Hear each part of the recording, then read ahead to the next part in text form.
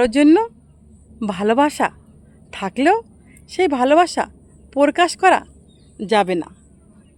বুড়ো বয়সে এক বিছানায় থাকা যাবে না। যখন বয়স হয়ে যায় তখন কিন্তু দেখবে তাদের ভালোবাসাটা আরও বেড়ে যায়। কেন বেড়ে যায়? তারা এত বছর একসঙ্গে থেকে আসে। শেষ বয়স যখন তাদের আসে, তারা কিন্তু একজনের সঙ্গী আরেকজন হয়, একজনকে আরেকজন ভরসা করে। তখন যদি সেই স্বামী স্ত্রীর পাশে না থাকে, স্ত্রী স্বামীর পাশে না থাকে, তখন তারা কিন্তু অসহায় হয়ে যায়। তো আমাদের সমাজে এখনও কিছু কিছু কুসংস্কার রয়ে গেছে। যেই কুসংস্কারগুলি যদি ঘেঁটে দেখতে যাই তাহলে তাদের অনেক কথাই বলতে হয়। তো তাদের বলার মতো ইচ্ছা আমার একার নেই, কারণ আমি একা বলে পারবো না। এটার প্রতিবাদ করতে হলে অনেকেরই দরকার হয়।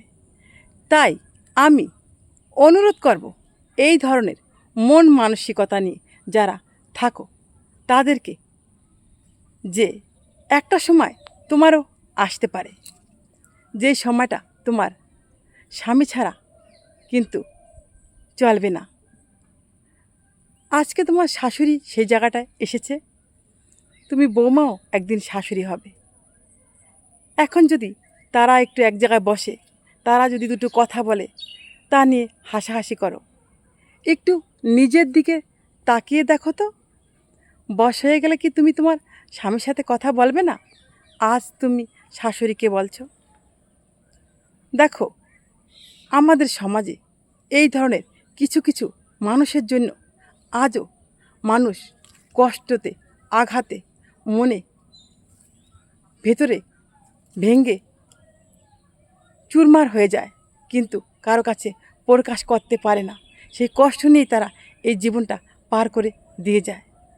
এরকমও শাশুড়ি আছে সত্যি অনেক ভালো, আবার এরকমও পুতের বউ আছে যে এত খারাপ যা বলার মতো না। তো এরকমও শাশুড়ি আছে এত খারাপ তা বলার মতো না। কিন্তু আমি এখানে বলতে চেয়েছি একটাই কথা, সেটা হলো যে আমাদের নিজের দিক দিয়ে আমরা আগে দেখব আমরা কতটা মেনে চলতে পারবো। কারণ শেষ বয়সে একটাই সম্বল থাকে, সেটা হলো স্ত্রী। আর স্ত্রীরই শেষ বয়সে একটাই সম্বল থাকে, তার স্বামী।